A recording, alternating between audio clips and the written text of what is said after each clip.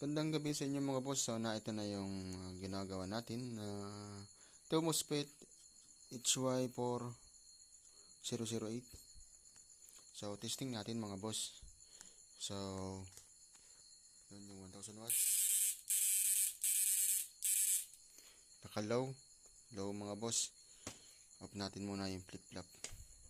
So testing lang ito mga boss muna at hindi pa natin na ilagay sa case. Solid power. Naka-low yan mga boss. I-high natin.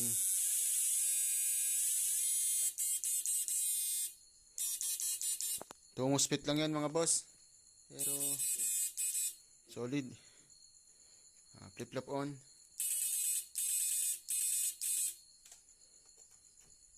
Dagdagan natin ang plate top.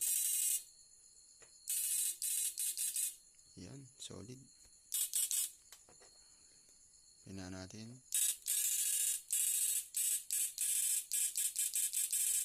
Yan. Sa mga gusto pong magpagawa ng PDC type, ito MOSFET. Yan, HY4008. Available lang po natin ang 2 MOSFET sa ganitong unit, yung HY4008. Ano? Yan.